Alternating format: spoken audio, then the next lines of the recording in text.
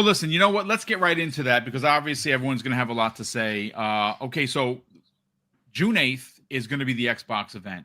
And as we said in the opening, King David and I have connections and some of the same connections.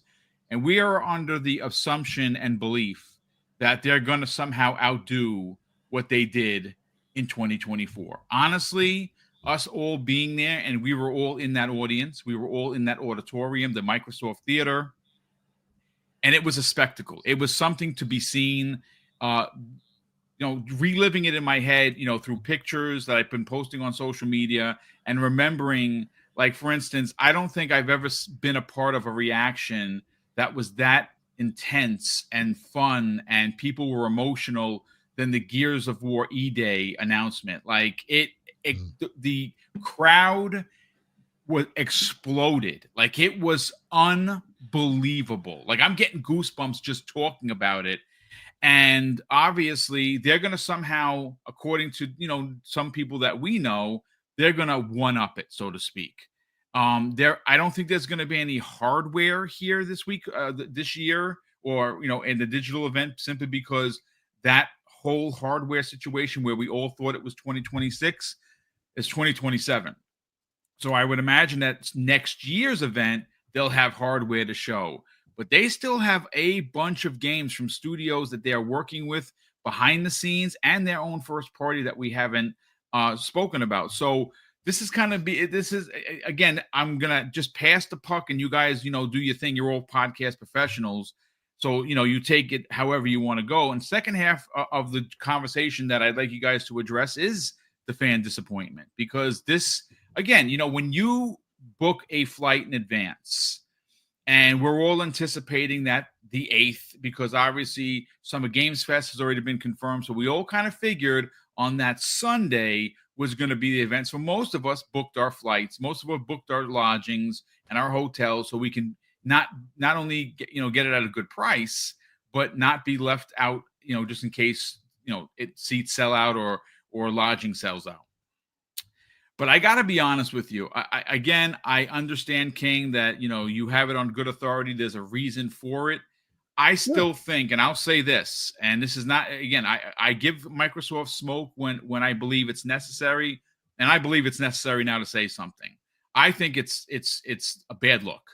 I really do. I think that, yes, there are other avenues that you can celebrate the 10th anniversary of FanFest, but this is so monumental that I kind of feel that it's a disservice to the fans here. Because let's say, for instance, King is right. Let's just say that Germany, because Gamescom is massive, make no mistake. You're going to take what was normally a June event, an event here where people flew in from other countries, and now it's being moved to another country, and then a lot of people, because again, we got to be honest with the way the times are. I think that this is, again, it's the 10th anniversary. So I think it's special enough that it can be celebrated multiple times. And I will say, I in my heart, I think it is a really, really bad look for Xbox to cancel this event. That's just me. They're not canceling June. The showcase is happening, but the fan event, they're one of the few publishers that actually care about the fans, right? And this has always been a part of their DNA. And I kind of feel like it's a little cheap to cancel the event, in my opinion. And of course, I'm disappointed. I'm not gonna throw poo at them or anything. It just is what it is. I'm in my feels, and I'm disappointed because this is something that I would not fly out to LA to go to Games Fest, Summer Games Fest, Keeley's show. I don't think it's that important of a show. I will go to the show if I'm there. I'll buy the ticket. But I'm not going to fly out to LA for it. Same thing with IGN Live. IGN Live was a lot of fun last year. It had very old school E3 vibes. But I'm not flying out to LA and spending $2,000 to go to IGN Live. I'm not going to do that. So it is a bit of disappointing. But King David, let's bring you in. And obviously, you take this however you want. The excitement for the showcase and, of course, the disappointment and or where they're going to take this thing in 2025. Well, I'm super excited for the show. They have a ton of properties that they can delve deep into. I know some stuff like with Starfield. what is that other StarCraft, World of Warcraft.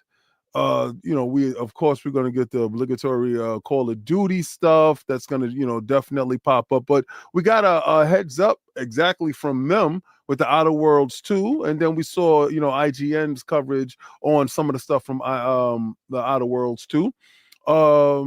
And I'm looking forward to that. So they pretty much got a couple of things out of the way. That's letting you know how much stuff they do have in tow. It's now it's not about if they're going to show something. It's about, damn, what else can they show? Like, they're going to keep going. Tony Hawk launches in July. All right, so then what other IPs that you have that you're bringing back that you have in tuck? Is it the Transformers? Do you know if they do that? More than meets the eye. People are going to jump out of they explode. Lose their mind. I'm one Absolutely crazy. And the fact that we're going to have the Transformer G.I. Joe movie, that stuff will pop up. It's a ton of stuff that they can actually go into many different directions and many different areas. Do they show more Gears of War? Do they show more Perfect Dark? Or do they show more Fable? From what I hear, Fable is going to fall back to next year because they have way too many things to be dropping. And the disappointment, I mean, I can just get into the fact that there's really no disappointment on my part with the FanFest thing. FanFest is a crapshoot for anybody that doesn't know. It's not a show-in for anybody. Oh no, of course not. Yeah, a lot of us, we have avenues to get into FanFest because of our connections to doing so.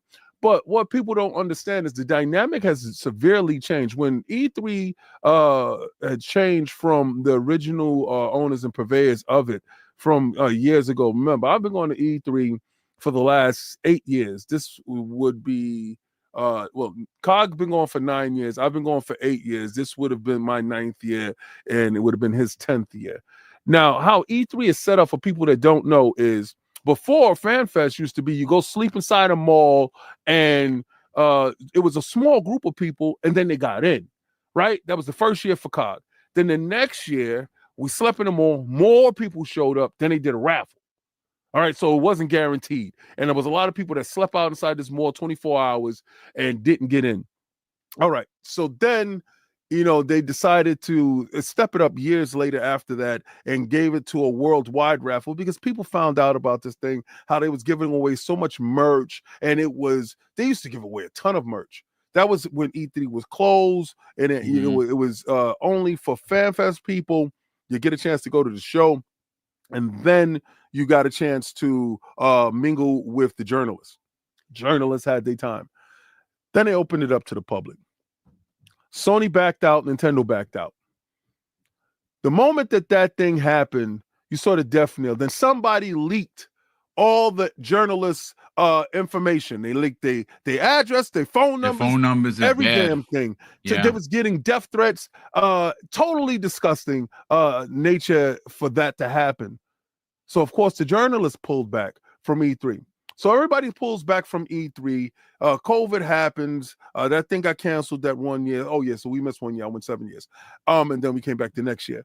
So COVID happens, and then they started doing this remote thing, and they did the first digital show, and then they was doing a viewing party or something, and it was a hodgepodge.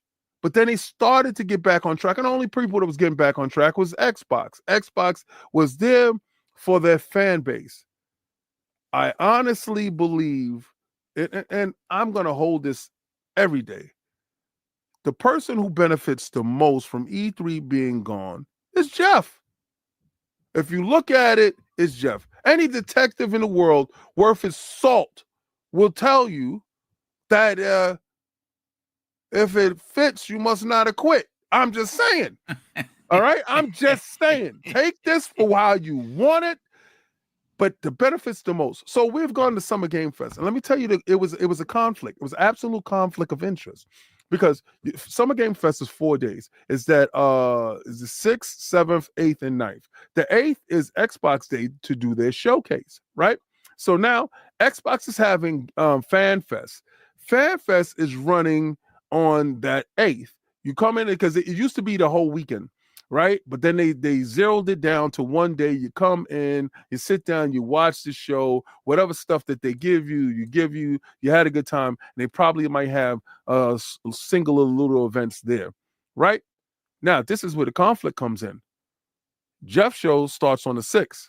We're there as journalists on the 6th. I'm going to tell you right now, guys, if you've never been there, unless you're a journalist, you're not going to get in. I love it. I love that I ain't got to worry about Tom, Dick, and Harry standing on the side, bringing Mary with them that don't want to be there and clogging up the lines, and I don't get a chance to talk to developers, see the game, and do my job. I'm a task-driven individual. I got a task that I got to do. I got fans that want to know about specific games. And if I can't get to that specific game because that line is around the block because people just want to have a curiosity about it but don't have any intention for it, that pisses me off. I stopped liking E3 because when they started selling tickets. Now, Jeff he cornered off like a little city. And when you get in there, you know, you have your schedules and stuff like that. He has these food trucks. You're well taken care of as a journalist. You're never going to feel better about being a person on the inside than that. I can't lie. The guy knows how to throw a party, and he does it. He does it in fine fashion. He doesn't skimp anywhere. So you go in, the place is decked out really good. You start seeing, Jeff Grubb. You start seeing, I got a ton of pictures with everybody going in there doing all the work that we're supposed to do. And you really get that time with the developer to go in depth. The Stalker 2 developer, we had a ton of time with them. It was tons of developers that we got that with. But while we're there, Xbox hierarchy is there. Phil, Matt, Sarah, Jason Ronald, they're there. So I'm talking to them, but we're in an environment that we can talk with no problem. Aren't they supposed to be at FanFest? Aren't they supposed to be going to take care of their business? See, Jeff owns LA now. Jeff is really the games bringer. So you having FanFest there, and this is where it messed up at. We missed the day of Games Fest, because we had to go to Xbox thing the next day. We missed out on Sega. We missed out on Capcom. We missed out on a couple of other big guys that were there at Jeff's thing, just to go to see the show at Xbox. We go see the show at Xbox. Guess who's there? Jeff. Kind of annoyed and kind of pissed off, but he was there. You'll see a couple of pictures on my video later on. But we talked about that, and I understand that they're going to give him his space. I think Xbox backed off. We're going to give him that time. We're still going to do our show. That COVID showed companies that they're able to do digital events without spending the bread to cover digital events. We're still going to reach the masses. We're going to still do that, but we still have something for our fans. We're just going to move the location. Sometimes locations have to move for things to improve. You know, going to a different location, going to a different city, hitting a different group fan base. I think LA is kind of tapped out, kind of been there, done that. And when you go to Germany and you see the tons of people that are celebrating Xbox now, because remember, that's PlayStation's home. That's Nintendo's spot. Xbox need to have a larger presence in a place. They can't keep singing to the same group. You got to start singing to different people in order to show a different face. This is the reason why I was told that Gamescom, they announced Indiana Jones over there to get those people excited about Xbox. And they got a large roar of the crowd from those people. So pushing your brand in a foreign land puts money in your hand, my man. You change the thought process.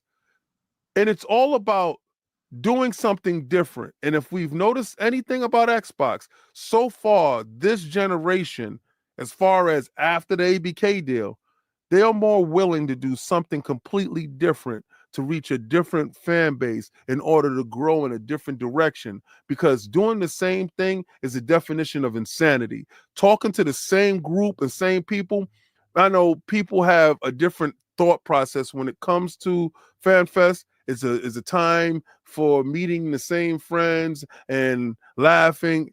I can do that on any social time. I go to these things and we spend this money to work. So, Yeah. I'm not on vacation. I'm actually working. So when we go to see these things and meeting up with people, that's great. But the whole thing is about pushing your brand, getting more information, taking it to the next level, and evolving as a content creator, as a journalist. And if I've been to LA 8 times and never went to the Walk of Fame, never went to a beach, only pushing merch, only doing this, changing a locale, I'm going to do the same thing in a different locale, pushing the brand, pushing the merch, finding out more information, meeting new people or new developers that don't go to LA. So I'm hugely excited to go to a different locale to try something different.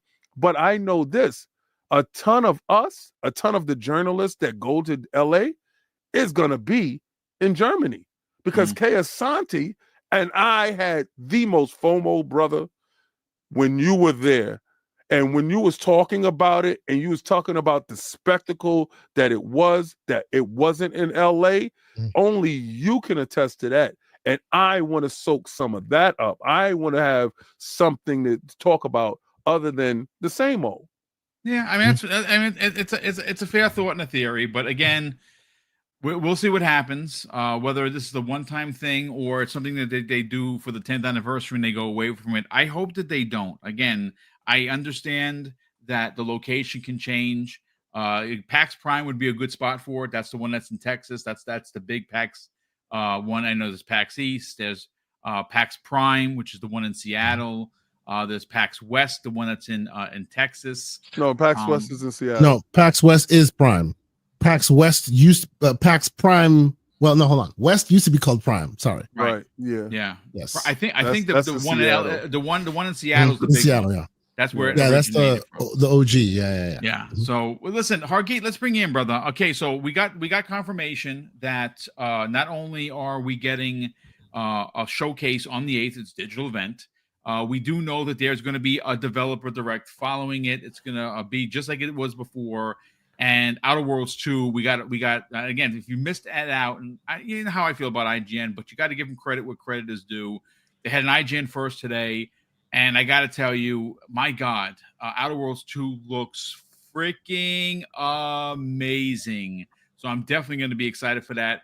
But Hargeet, let's talk the cancellation of course, the Xbox event and your thoughts and theories and excitement for what they could show in June.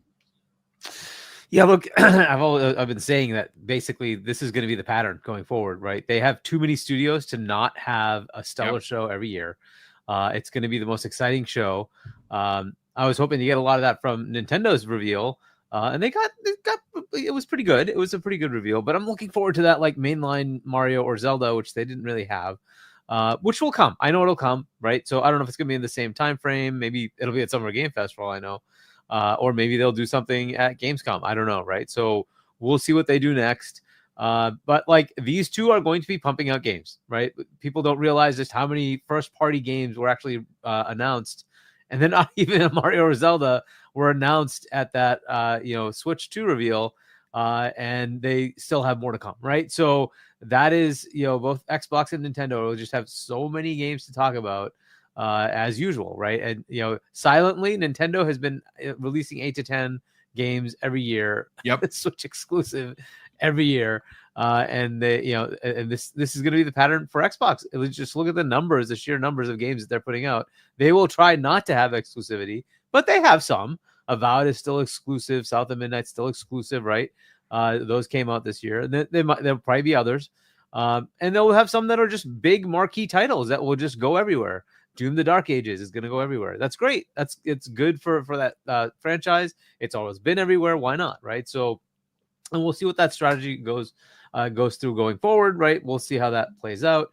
But you will have a bunch of games coming first party. And of course, for everybody on Xbox, the big thing you get, day and date Game Pass. All of those games are day and date Game Pass. Yep. You don't have to worry about it. It's just there. If you subscribe, you're done. You get everything. You have it. You play it. You want to play it. You don't want to play it. Up to you, right? It's just a different model for us. So, in the case of the Fan Fest itself being taken away, to what King was pointing out, it isn't exactly. It's been dwindling as it is, but it is exactly like the full fans list. It's it's the people who kind of get in. It's several hundred of them. And then, you have many people who don't get in. They keep dwindling, right? And it's like, okay, maybe they just got to the point where it's like, is this even worth it? The media need to be there. That's just the way it is, right? They're going to be covering things, and they're going to have. It's not just to watch the thing; it's also to get the gameplays and whatnot afterwards, right? There's going to be surrounding stuff about their games where you can actually see the content and interact with it. They'll have a presentation on what's going on with games that are about to come out in a non-public format, right? You have embargo information, stuff like that. So, it's still gonna, I'm sure, have those kind of things. But it is kind of disappointing that we won't have the fans. I was hoping they would expand it, but it's going the opposite direction, right? And economy being the economy, whatever. I guess people are cutting costs everywhere. It is what it is. You're going to keep seeing more and more of this probably going forward, right? But I hope they have if it's going to be Gamescom, have a big presence there. We'll see what they do. I hope that's the case, right? And then it's a question of who's going to go out there. That's a whole new thing, right? We kind of got blindsided by this. It wasn't exactly something that was announced, last year, so we can look forward to it and say, oh, okay, that's what you're going to do. Okay, fine, right? Which has been another major gripe I've had with the whole FanFest thing is the FanFest happens in the first week of June, and they come out mid-May and start saying, oh, we're going to have a FanFest. Would you like to sign up? It's like, yes. Dude, come on. You need to do this months ahead of time so people can plan their lives, get tickets, hotel rooms. It's always been a gripe of mine. It's like, why does this have to be so last minute? Why can't you just do that well ahead of time? In fact, start it in February or something, and that way people can plan their year, right, and get things, lined up. But they, it's right within a couple of weeks of the actual FanFest. You're like, come on, are you not thinking this through? Why are you doing that? But that's what they do, and maybe they can be a bit more mindful of it going forward. But if it is just at Gamescom, it kind of just flows into a much larger venue. Maybe that works out better. We'll see, right? I'm still disappointed that's going to happen. People like you, Boom, are already canceling. There might be some other thing we could do, maybe for those who are planning to come out there. Maybe get, I know Web Dave is still going. He's going to be going as well. So, he hasn't canceled. But yeah, maybe there's a smaller venue we could get and see if fans want to go or something like that. I don't know. We'll have to kind of figure that out. But that is something that's possible. But it's an interesting headache. It's not going to be at the level of what Microsoft does, of course, but is that something that people still want to do? Fair enough. If they do, if they don't, whatever, right? Maybe Gamescom is the answer and everybody just goes there. So it's somewhat disappointing. But in the end, if the media thing is still there, I suppose we'll still get that. We'll get the coverage for those who can get in as media. Great. So I don't know if Boom, you would even gotten that notice or not, if it's going to happen or not. I don't know, but we'll find out. So yeah, we'll go from there, I guess. At least there's a showcase, and as I said, it's going to be good. There's always going to be great. This is probably going to be one of the most exciting showcases going forward, pretty much every year, just because of the breadth of studios they have, of a variety of games that they have. There's probably something for everyone. I would expect, right? They go all the way from Sims to first-person shooters to adventure games to whatever, right? You get every type of variety of game, and somebody's gonna like something in there, right? So unless you're like me and you just like everything. Oh, cool, that looks good, damn it, that looks good. And the backlog just keeps getting worse. But that's kind of how it is. They're gonna have an exciting big a showcase pretty much every year. They still have third-party partnerships, so you're still going to see some third-party stuff too, right? But along with that, they just have so many of their own internal studios now. And that buzz is going to start changing things. I think the industry's like, going to have a different view of gaming as we move forward. If the hardware does what it's supposed to with the Steam integrations and all that, it just changes the whole game, and we'll see where that goes. But like, I don't know if they're going to do any hardware reveals here. It doesn't quite make as much sense. But maybe at Gamescom it happens, or maybe it's a separate event. If it's an Asus ROG type thing, maybe it's just a separate event. They stuff maybe come out. maybe. Yeah, it'd be like a separate thing, right? So, or the MCI announcement. Yeah. But anyway, so this is like, kind of the thing that's happened. It's an unfortunate thing, I guess, but we'll see how we play it out and see what happens next. If they really do decide it's Gamescom, okay. Maybe they decided something later in the year, right? And and to your point, King, maybe they did want to get out of Keeley's way. That's a possibility. I would because I was kind of pissed. I was kind of pissed off with it, to be honest with you. To not be able to go to the other things, to not to be able to have the full 4 days with the Keeley stuff, and to break it in between, because I can't be at 2 places at one time, and I'm damn sure not picking nobody over Xbox, right? So by default, I'm definitely gonna be there, and you'll see when you go to the games fest joint. I don't hype up a dude like that. I don't like that guy. I don't. You know why? Because he takes glee in my misery as an Xbox fan. To be honest with you, I think so. Right? This is my thoughts of it. Right? Yeah, I don't know about that, one more thing, and he shows that you hurt me bad, bro. You keep doing it. But I'm just saying, man. Like, I gotta give props. He understands what E3 was, and he did it. Wasn't doing right, that kind of thing. Yeah, he did it. Yeah. Look, what I'd caution is that a lot of people like us went to Summer Game Fest because there was the Xbox showcase. Yeah. And if the Xbox showcase isn't there as a draw, it sort of kills the other side, right? So we'll see. We're going to get into Keasante's thoughts and theories in that, because he's actually, we've been talking all day. I think you're onto something, Hargeet, because again, the draw was the Xbox Fan Fest, and I think, and again, this is not me being cynical. This is just looking at reading the room. If there's, and again, if there's another IGN Live, and last year's was pretty cool. Like, it had a lot of the old school E3 feels. And I went to them, so I remember. So it had that old school E3 feel. Keasante, you and I ran into a couple of the promoters, and we were talking in Starbucks. I'm like, oh, but listen, they asked, what you guys think of the show? I'm like, oh my god, dude, it was really well done. Oh, thanks, and it was really well produced. It was a lot of fun. Yep. We ran into Seth Macy, if I'm not mistaken, one of the IGN guys, and he was very, very nice guy, and he was very appreciative of the fact that we enjoyed ourselves and had a good time. Yeah, it was a good show. But to your point, Boom, like much like how people call Game Pass, these are the gems you don't know you need. Right? I would have not flown out to go to IGN Live. Then I went there because of the Xbox showcase, and I ended up going to IGN Live. Had a great time there. Ended up going to Summer Game Fest.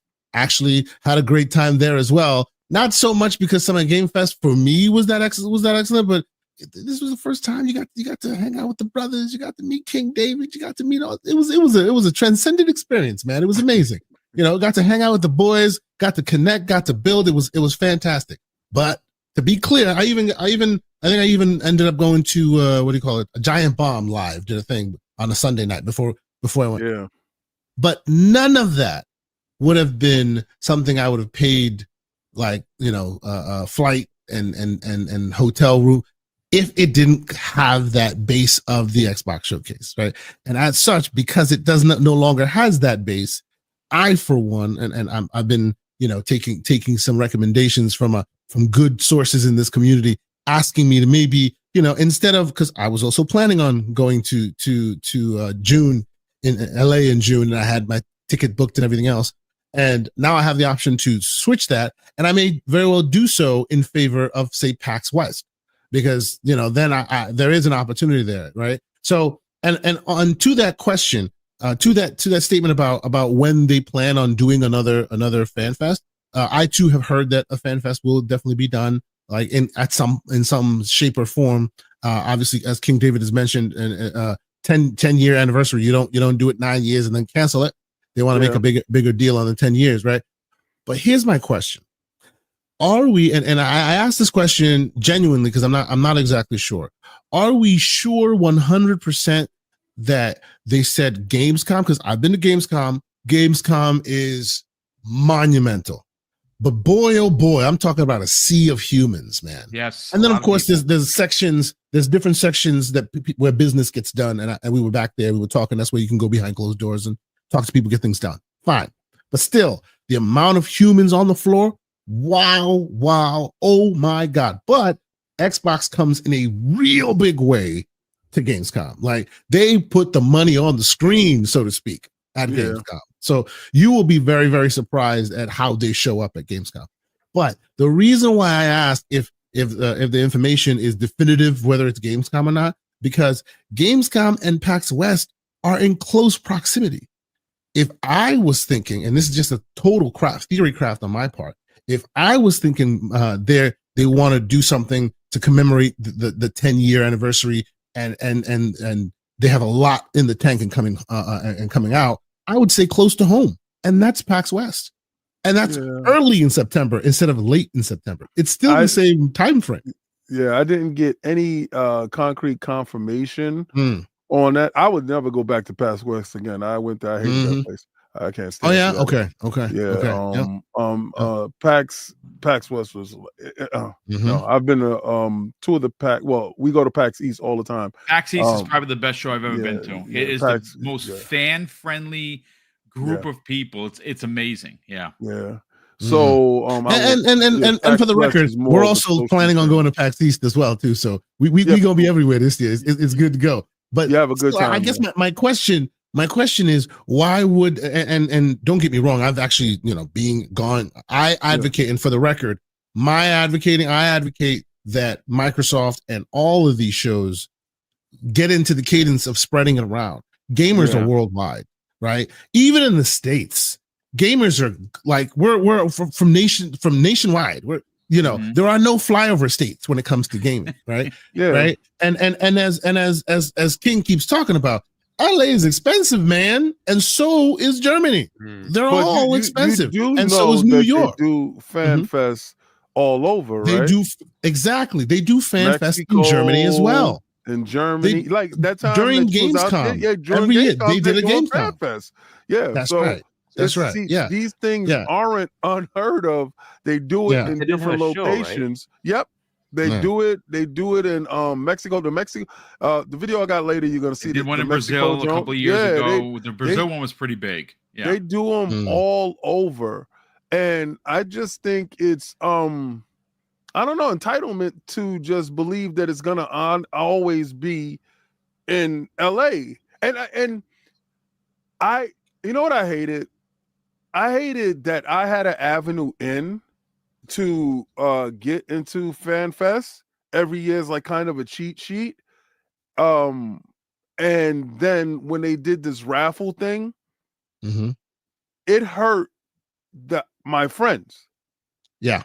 Right. So we had an open chat last year. A lot of people down to the wire couldn't get into the ancillary things. Are you kidding me? Sean LeBrie got in at that morning. Like they were like, oh yeah, we could bring Sean in. Like, oh my, he went there, not even in the door. Yeah. But he lives there. Yeah. So it wasn't like he had to fly anywhere. My thing is, they told you in enough time. That's it. Right? It's gonna be a digital joint. We're working on some other stuff. We're still going to have a show. Now, I know that the higher ups is going to be at Gamescom. I mean, at Summer Games Fest. I know that. You're going to see Phil. You're going to see all those people walking around. You're going to have the conversation with Xbox because Xbox is going to be at Summer Games Fest, right?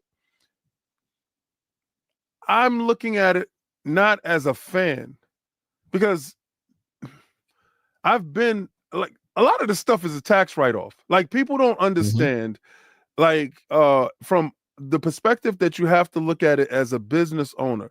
I know you guys are watching. We are gamers.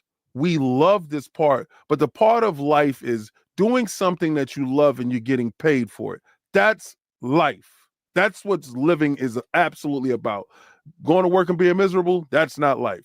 I know a lot of that's a reality. Yeah. But understand the absolute goal is to do something that you love and get paid for it and do it as best as possible, right? So, and hopefully the people that you see that are journalists that are going to these places love what they're doing because they're going to give you the best of what they can give you with their coverage.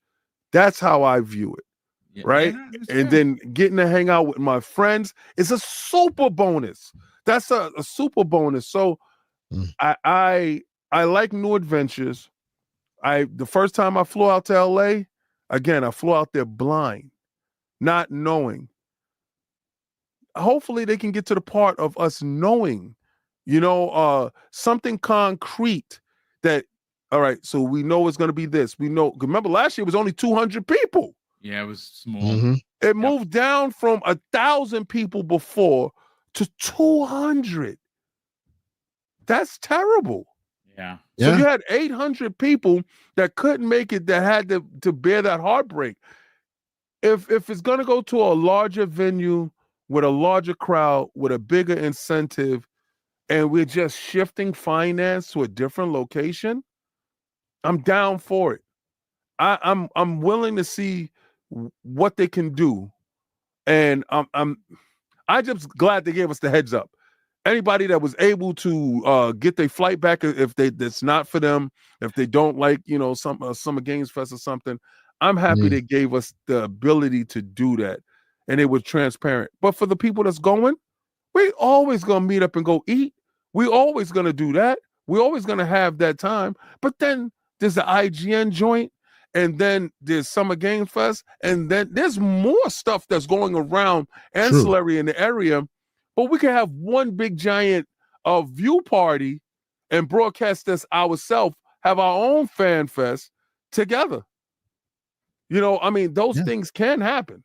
Yeah, no, and we've been talking behind the scene for quite a while to make that happen. But look, at the end of the day, June is going to be bonkers because Xbox is having their own event. Supposedly, they're going to have something. They're actually going to, when I heard a couple of things at Jeff's show. So they're planning for that. So not only are you going to get some surprises at Jeff's show, you are getting the digital event for what is expected to be an even bigger Xbox showcase than 2024. And again, saying that, it doesn't register because all four of us were in the auditorium. And for one game or another, every time a game was announced, it was like a rock concert, honestly. People just jumping out of their seats. It was so much fun.